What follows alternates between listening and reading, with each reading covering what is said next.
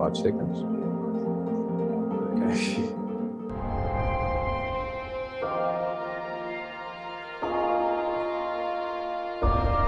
Okay.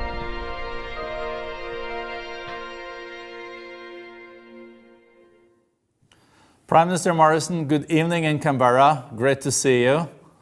First of all, I would like to thank you for accepting our invitation to speak to the global business community on this occasion of Davos Agenda Week after World Economic Forum. It's our last day, so very much looking forward. And over the years, you know that the World Economic Forum also has had the privilege of working with your government on a number of key issues, and is looking forward to continue engaging Australia on relevant multi-stakeholder initiatives on trade, investments, the digital transformation that I know you are very much focused on, and the fourth industrial revolution. We also look forward to strengthen our collaboration on topics like energy transition, I know it's important for you, climate change action, and also towards enhancing competitiveness. And I think we also have to build stronger resilience towards risks in the years to come. I'm really honored to invite you, Mr. Prime Minister, to address the international community and to share your vision for Australia and the world. Mr. Prime Minister, the floor is yours. Well, thank you very much, Børge. It's very good to be joining you, and thank you for that very kind introduction. So g'day from Australia. It's a pleasure to join this forum as you continue what has been a half-century conversation about the state of the world. As your 2022 Global Risks Report notes, the economic fallout from the pandemic is compounding with labour market imbalances, protectionism and widening digital education and skills gaps that risk splitting the world into divergent trajectories. Now, like the rest of the world, Australia has not been immune to the disruption and devastating impacts of this global pandemic. We all have a responsibility to address these challenges with practical solutions to ensure both within countries and between them, we grow together, not apart. And we are now facing the immediate challenges of Omicron, a rapidly evolving variant, and the need for vaccinations and boosters as we go around now in Australia for our third round of doses.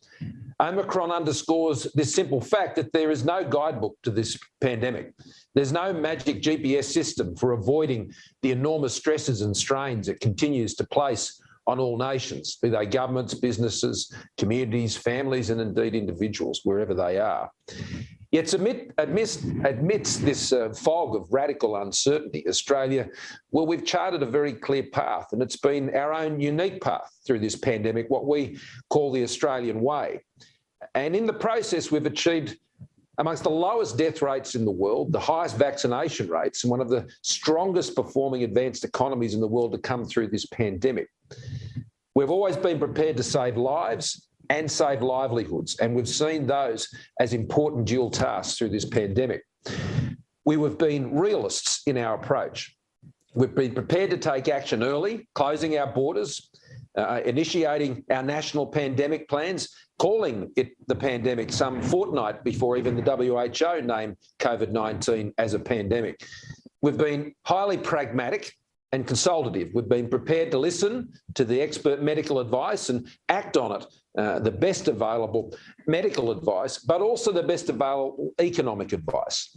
As I've said many times in Australia, a pandemic is no place for ideology. You've got to do what works.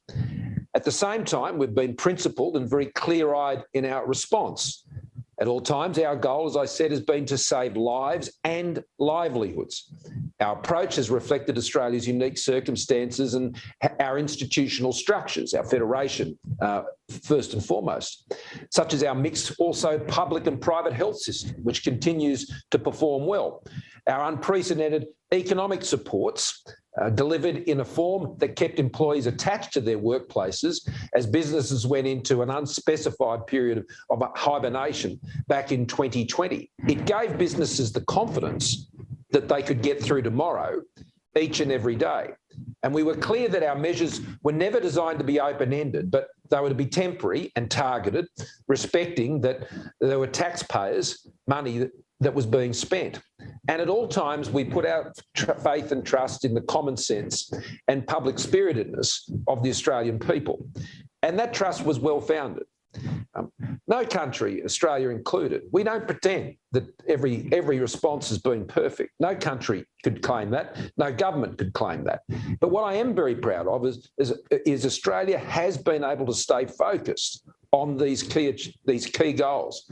We have the second lowest death rate from COVID in the OECD. We have the 8th highest full vaccination rate in the OECD. And fully 93% of Australians aged over 16 are now double dose vaccinated, and around a third have had a booster dose, and over 60% who are eligible for that booster dose have now had it.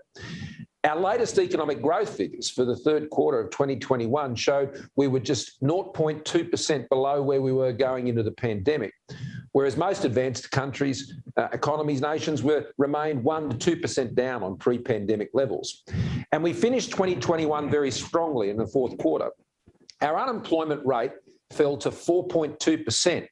Now, that's the lowest rate we've seen since 2008. At the height of the pandemic, we had an effective rate of unemployment of almost 15%. And that effective rate now is equated with the actual rate of 4.2%. And our participation rate remained at near record highs. So nothing points to any great resignation by Australians. That is not what's been occurring here. Our economy has been coming through strongly. We've retained our AAA credit rating, only one of a handful of countries, pardon me, who've been able to do so. And let me make another point to this audience. From the outset, our government always saw the way through this as backing a business-led recovery. We did not see a government-centred recovery sustaining into the future. There was certainly a role for government, but the role for the government was to ensure that we would have a sustainable business-led recovery. We knew we were dealing with a public health crisis, albeit one with profound economic and social consequences. We never saw it as cover for some sort of funky experiment to transform our economic system. We haven't seen this as some long-term invitation for the return of or the establishment of some state-centred economy. And there's good reason for that. It's worth remembering that prior to the COVID recession, Australia had been recession-free for 28.5 years, and by some accounts, that is a world record amongst advanced economies. Now, this achievement was based on a track record of strong economic management and market-orientated economic reform over many, many decades. Yet we also knew that our economy was going to face challenges, and that's our outlook now. COVID is helping accelerate big political, economic and technological changes that have been happening for some time. And forces that have been shaping a post-pandemic world is what I really want to focus on this evening, Australian time. These larger forces and the approach that we're taking in Australia to support our economic recovery and our resilience into the next decade. And the five I want to touch on tonight are as follows. Firstly, the acceleration of the digital economy, the need to align the digital and physical worlds, and the centrality of digital to economic growth in the modern economy. Secondly, heightening demand for skills and research talent in our economy, the need for world-class skills and training, more adaptable workplaces, and closer collaboration between business and our research and science community. Thirdly, a sharper geopolitical competition has emerged. And this is playing out in multiple realms and regions, but with an epicentre being in our region here in the Indo-Pacific as we see it. Fourthly, there are new pressures on global supply chains and open trade. And we've seen that coming for some time now, with governments and companies having to reassess their rules, their assumptions, from what some have called the area of hyper-globalisation. And fifthly, the drive towards decarbonisation in the global economy, but the continued need to access affordable, reliable energy to drive our economies, with technological innovation and the push for a deep transition in the global energy system, alongside the need to maintain, as I said, that affordable and reliable energy for customers and businesses. So we face these challenges in tandem with navigating a strong and sustainable recovery. The experience of past recessions suggests it's less the depth of the recession that matters as the need and speed of the recovery. The world needs a fast recovery, reminiscent of those in the 80s and the 90s, not the prolonged sluggish recovery that followed the GFC in the 2010s. This is vital because we know COVID has accentuated new divides between those bearing the brunt of the pandemic and those able to insulate, between countries that have strong health and vaccination infrastructure and those who sadly don't, between the sectors that are growing, such as logistics and health and IT, and the sectors that have truly suffered in tourism and travel and business events and the like. A fast recovery must be our shared economic mission.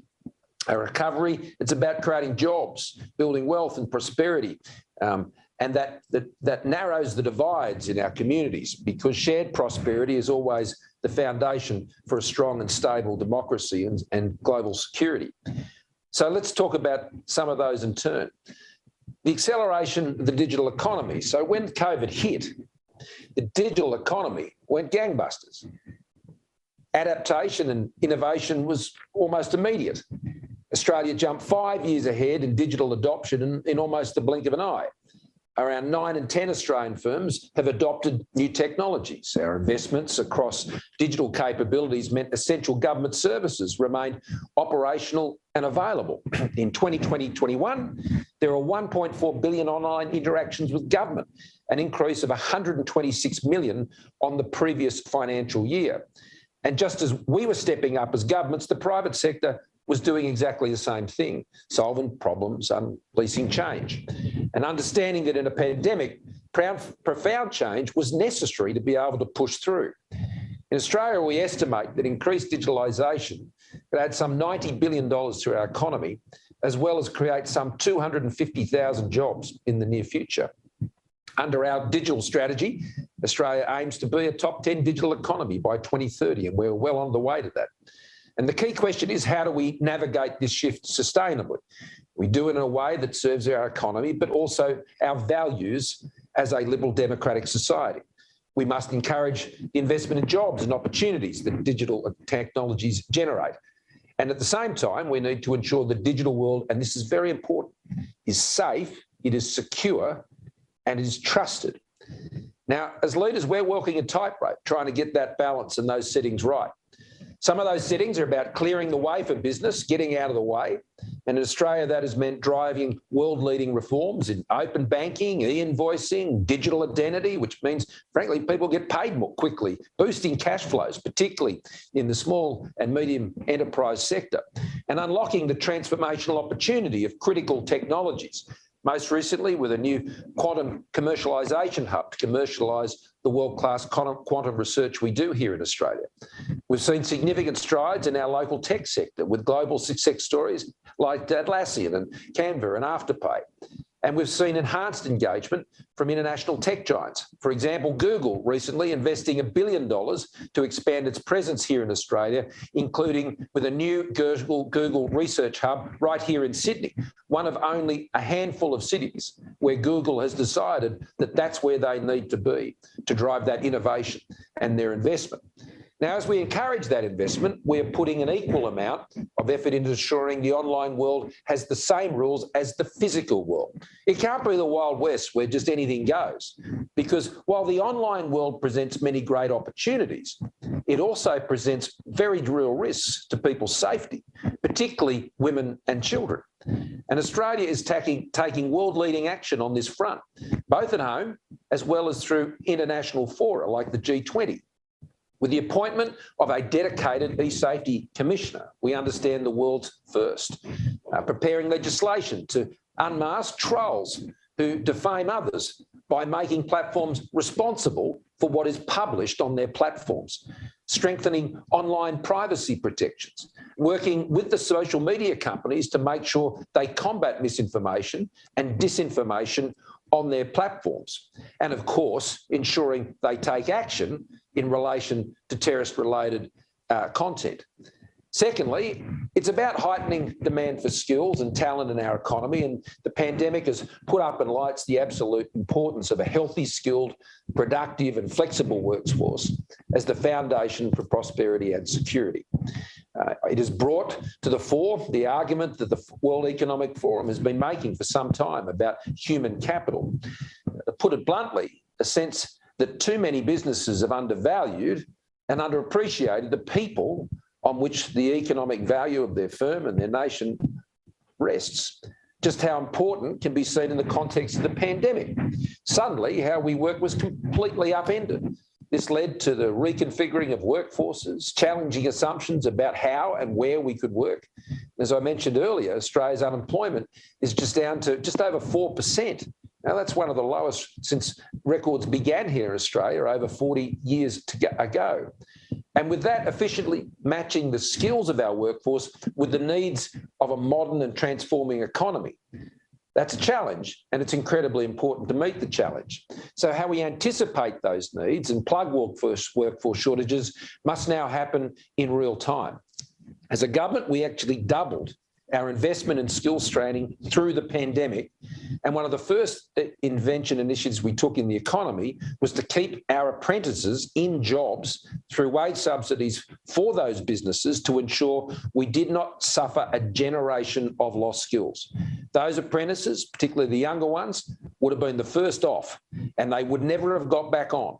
And they would have been lost from our economy, and the important skills training they would have been undertaking during this pandemic period. Well, we kept them in there. And today we have more apprentices in trade training in Australia than at any time since we've been collecting records since 1963. And we're also planning ahead. On Australia's horizon, there are huge opportunities in the new energy economy, in the services sector, in modern high-tech manufacturing, as well as in our traditional sense, our strengths like resources, minerals and agriculture. A few months ago, I met with some workers who have transitioned from car manufacturing to portable brain scanner technology down in Adelaide. They were making cars before, now they're making some of the world's most advanced medical equipment in the world. And we're going to see much more of that. Our Modern Manufacturing Initiative is investing in businesses right across the country to see them make that leap and do the transition. So more jobs are requiring higher skills levels. STEM jobs are set to grow twice as fast as non-STEM jobs. And this National Skills Commission, which is established by our government, talks about the 4 Cs, areas that capture the pressing skills needs in the coming years. They are care, computing, cognitive, and communication skills. And that's where we're headed. In Australia, we're working closely with business to design a better skills system, one that's more integrated with industry, that promotes lifelong learning, ensures future workforce needs are met. To put it another way, that people get trained to do the jobs that businesses needed them to do and that they need in order to get a job and have a living in this country into the future with confidence. Our government is enhancing incentives for also trailblazer universities. We're challenging business to get closer to our research institutes and partnering with business as we look to create a new generation of researcher entrepreneurs here in Australia to help fire future growth. This is the land that brought Wi-Fi. This is the land that brought the cochlear implant. We have also implemented bold initiatives such as the Global Business and Talent Attraction Task Force, which has been established to attract exceptional talent and marquee enterprises here to Australia. The third deep trend I want to touch on is the sharper geopolitical competition. Now, the global strategic environment has changed rapidly, even over the last few years and before the pandemic, and it has deteriorated in many respects in our view. We live in what is an increasingly fragmented and contested world, particularly here in the Indo-Pacific, which has become the world's strategic centre of gravity. The challenges we face are many. There are tensions over territorial claims. There is rapid military modernisation. There's foreign interference occurring in nations right across the Indo-Pacific and here in Australia. There's malicious cyber threats and attacks that are taking place, disinformation, economic coercion. This is a highly contested space where we're seeing much grey zone tactics being employed throughout the region intended to seek to coerce and intimidate. Meeting these challenges demands cooperation and common purpose amongst those who believe in a world order that favours freedom and the rule of law that has been the basis for the world's prosperity since the Second World War. Australia's interests are inextricably linked to an open, inclusive, resilient and prosperous Indo-Pacific, one where the rights of all states are protected along with their aspirations as sovereign nations. We're working constructively towards this, building and strengthening a web of alignment to support these goals.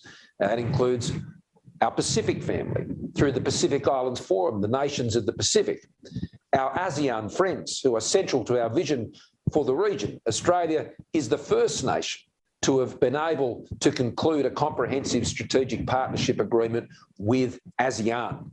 And through the Quad, with our Quad partners, India, Japan and the United States. This is not just about strategic and security issues. It's about making a positive contribution in our region from everything from energy supply chains and critical minerals and critical technologies through to our response collectively to support countries throughout the region through the pandemic.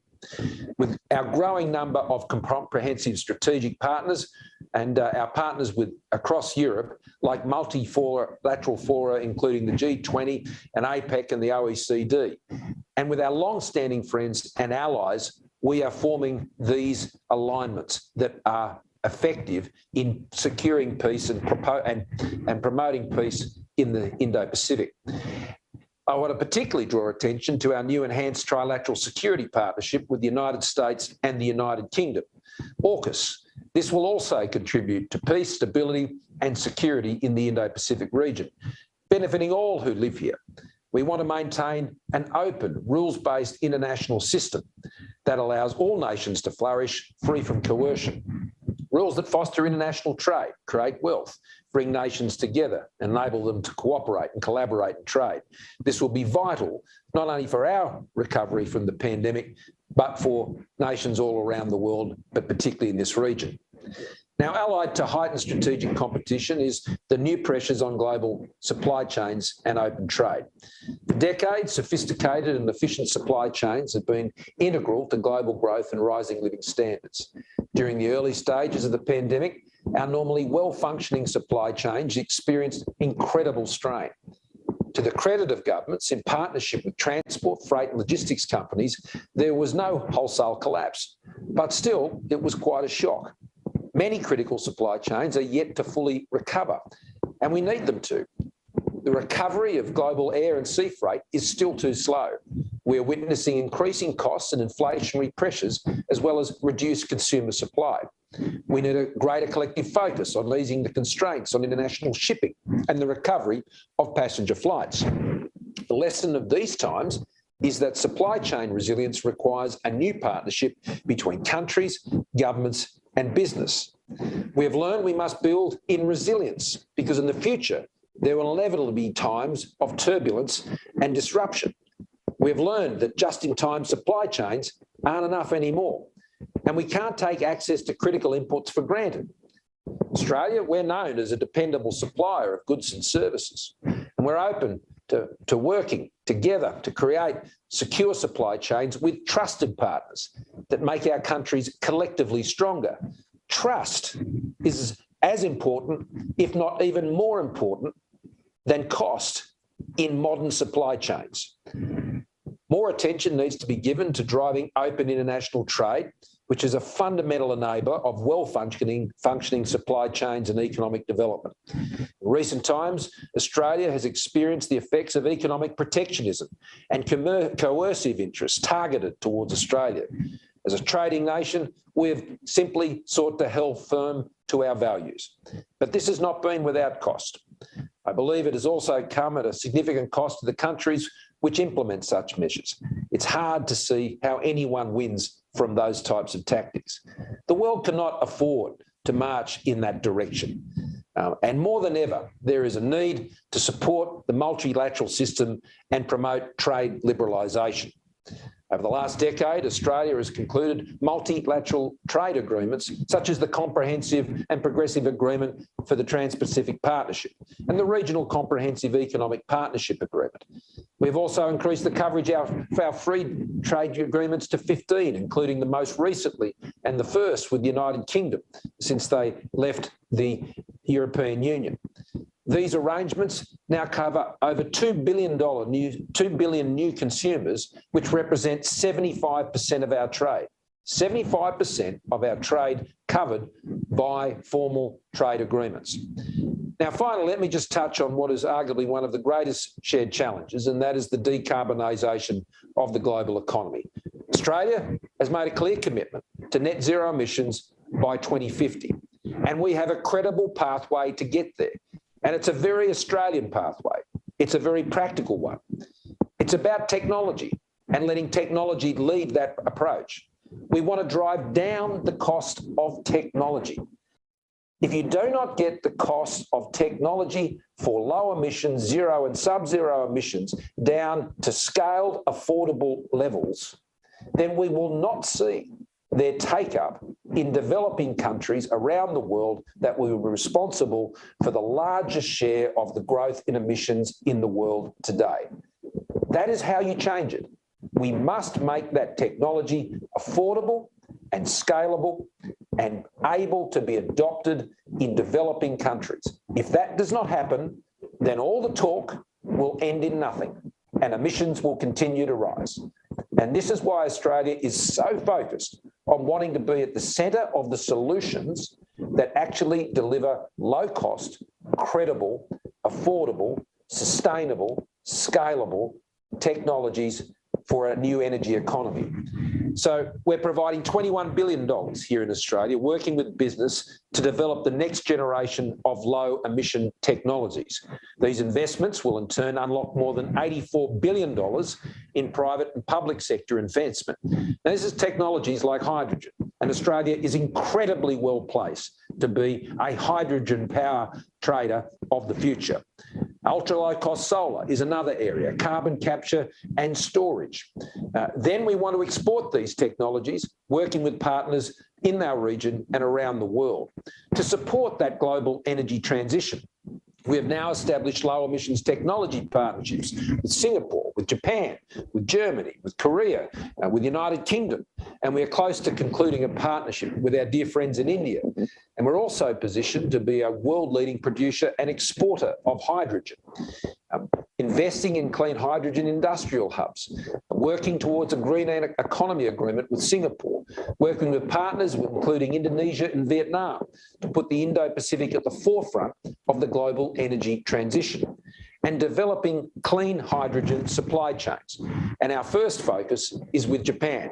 The technologies required to transition to low emissions technologies require inputs from all over the world.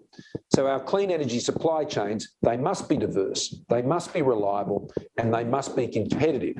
And we are very conscious of this in all of our efforts. We're hosting the Indo-Pacific Clean Energy Supply Chain Forum in mid this year, and we'll bring together regional and global leaders from a number of sectors and industries, science and technology, in manufacturing, mining, finance, harnessing their expertise and identifying the practical actions that we need to enable large-scale deployment of secure, reliable and affordable clean energy across the Indo-Pacific. Achieving net zero is now about the how, not the if, not the when or the why.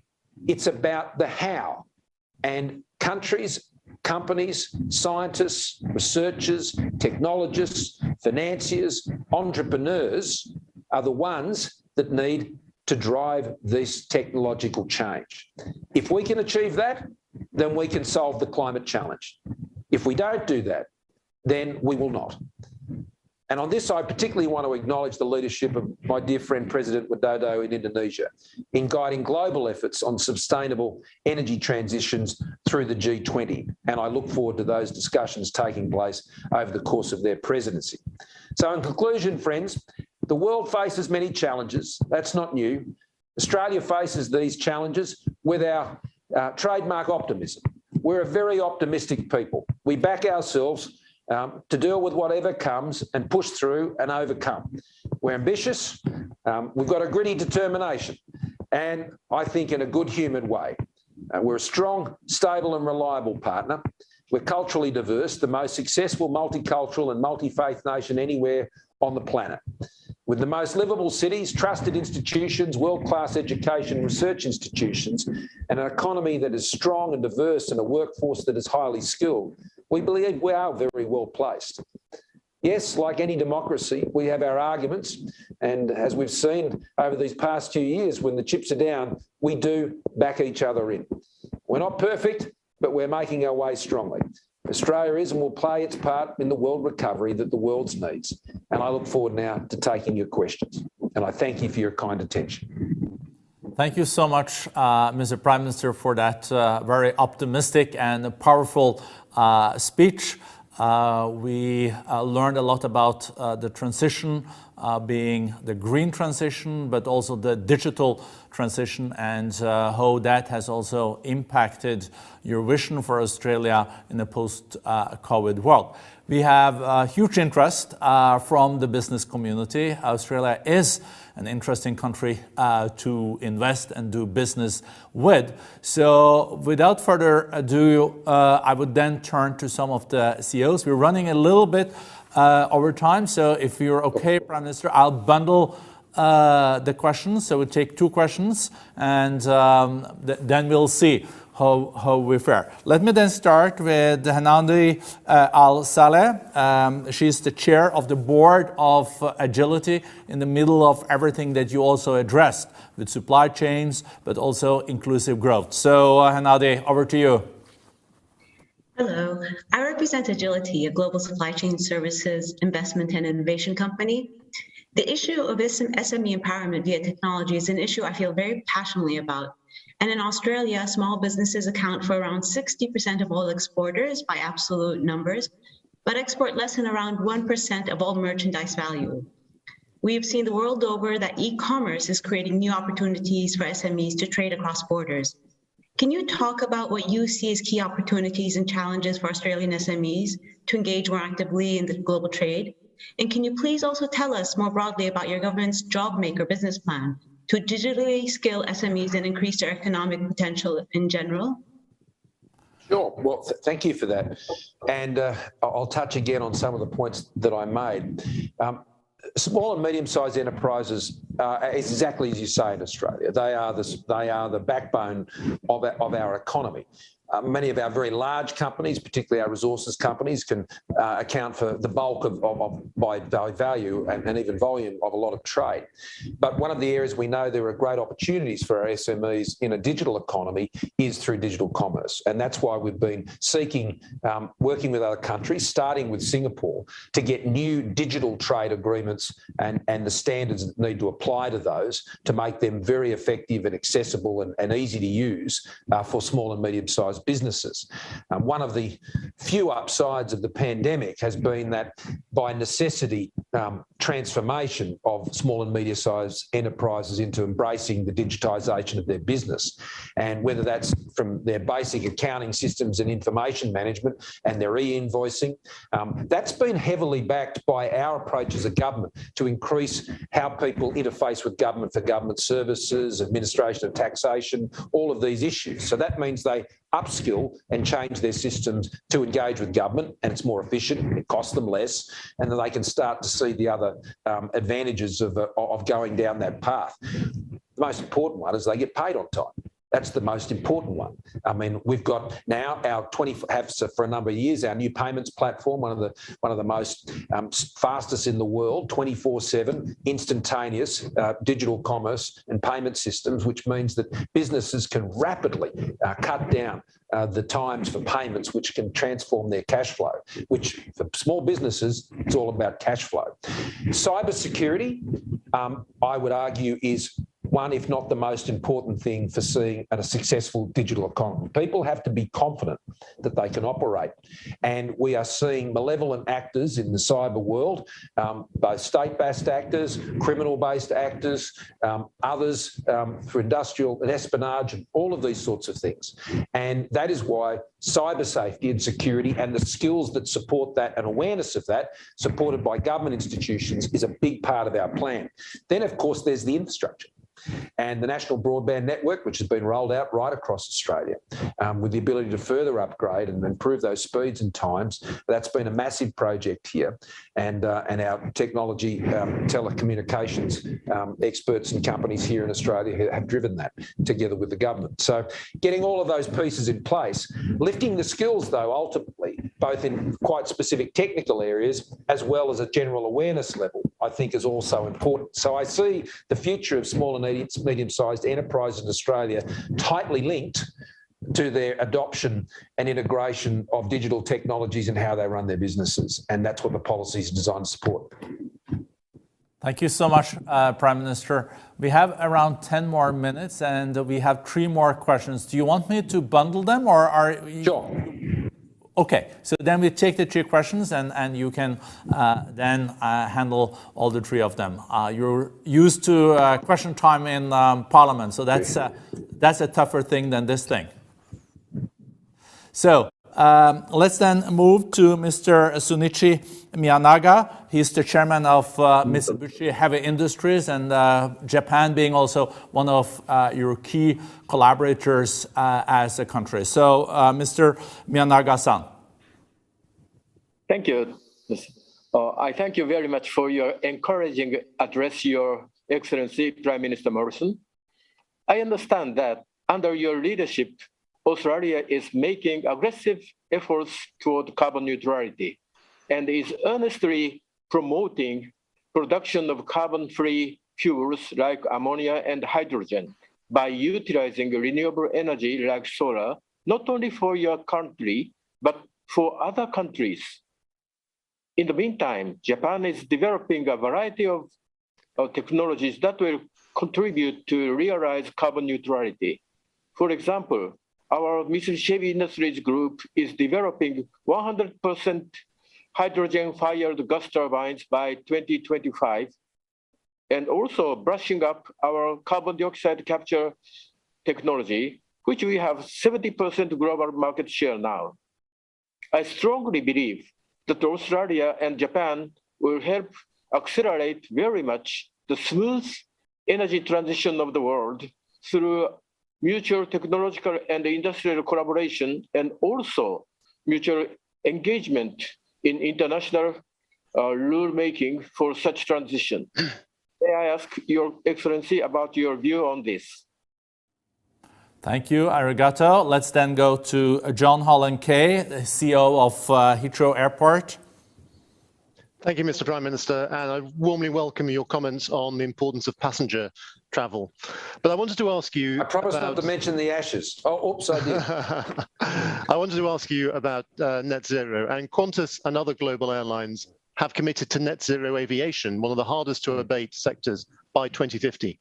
But it will take government policy support to get us all there, primarily from switching from fossil fuels to sustainable aviation fuels made with things like captured carbon and hydrogen. I wanted to ask, will Australia join the UK and other governments in supporting a global agreement on net zero aviation at ICAO later this year? Thank you. Sure. Thank you so much. We'll have one more question, Prime Minister. This is from Japan too, from Mr. Toshiyaka Higashihara. He is the chairman and CEO of the famous Hitachi. So, Mr. Higashihara-san. Thank you, Brende. It's my great honor to meet with Prime Minister. I'm Toshiyaki Higashihara, Executive Chairman and CEO of Hitachi. And our company, Hitachi, has had a long history of doing business in Australia over the 55 years.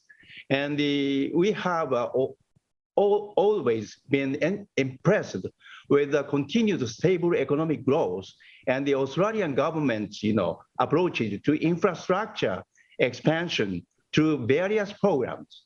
And my question then in particular, could you please elaborate or explain to us in more detail the asset recycling program and what impact it has had on economic growth in Australia, as well as future going forward, please? Thank you so much. I'll add one question from my side, Prime Minister, before you go ahead. You also mentioned in your powerful speech the increasing global fractious reality that we're faced with. And we have the G2 competition, of course, but we're also seeing challenges in Europe these days. How do you see this going forward? Are you expecting like a decoupling in the global economy, or do you think the big powers are going to find ways also to collaborate moving forward? And you have been in the middle of some of these challenges yourself. So thank you so much to the CEOs and the chairs, and over to you in Canberra, Prime Minister.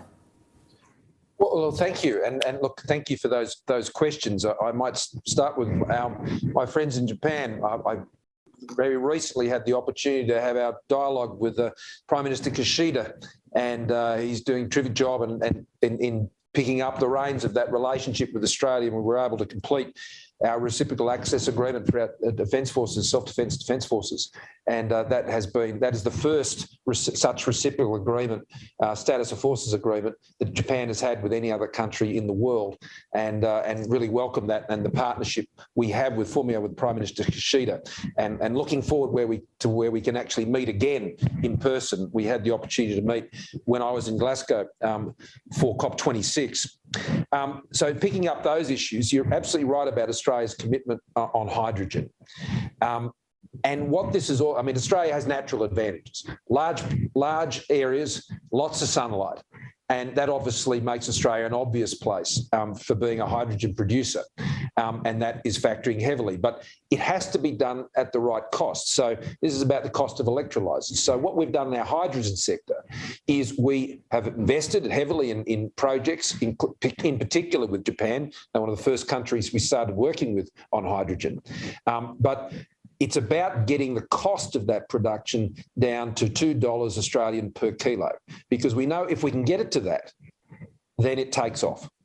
And all of our research, all of our science, all of our collaboration, working with our partners, is about getting those costs into those competitive levels where hydrogen then becomes a real alternative to many of the other fuel options that are out there. I'm not aware of any country that is more committed to the transfer to hydrogen than Japan. And that's why I think the partnership between Australia and Japan, when it comes to hydrogen, is going to be one of the big game changers for the transition to new energy economy. Now, one of the things why hydrogen is so important is that many of the other fuel sources, solar, wind and so on, they're intermittent and they impact on the variability, particularly of electricity grids. That is not necessarily a good thing. And that's why you need firming power sources that actually enable the renewable technologies to be effective. And that's why we see gas, traditional gas, as a transition fuel over many years, and we're building gas-fired power stations here in Australia to firm up our intermittent supplies of renewable energy. Now, we are also building the largest pumped hydro project anywhere in the Southern Hemisphere, what's called Snowy Hydro 2.0. This is one of the world's biggest batteries using our hydropower and the pumped hydro technology in one of our largest hydro systems, which is a massive firming system within our own grid. So it is all about solving those challenges and getting these costs and the reliability down to a commercial scale. So we're really looking forward to continuing to take that partnership forward with Japan. I mentioned Snowy 2.0. That's part of our big infrastructure investment. We've got about $110 billion federally of projects going on. Now, that includes, of course, the Western Sydney Airport, Sydney's second airport. It's been a long time coming. It's about a quarter of the way built now, and the government has been directly involved in that. There's the Inland Rail, which is connecting Melbourne all the way up to Brisbane through the inland of the East Coast. And then potentially we are considering how that could be taken all the way up to one of our major industrial ports in the north of Queensland, right up the top of Australia, in Gladstone, which is becoming an absolute hub for so many projects, including things like hydrogen and renewable fuels. biofuels and fuel conversion technologies with university support and great industry involvement. So whether it's transport infrastructure, and much of that transport infrastructure by our provincial governments, particularly in my home state here in New South Wales, has been funded by the privatisation of energy assets, which has then in turn fueled major investment in roadways, in bridges and other key infrastructure. Our ports are being reinvested in, and this is incredibly important to provide the engines of our economy. Moving to our friends in London and the forthcoming ICAO discussion, we are one of over 100 countries is committed to the carbon offsetting and reduction scheme for international aviation, CORSIA.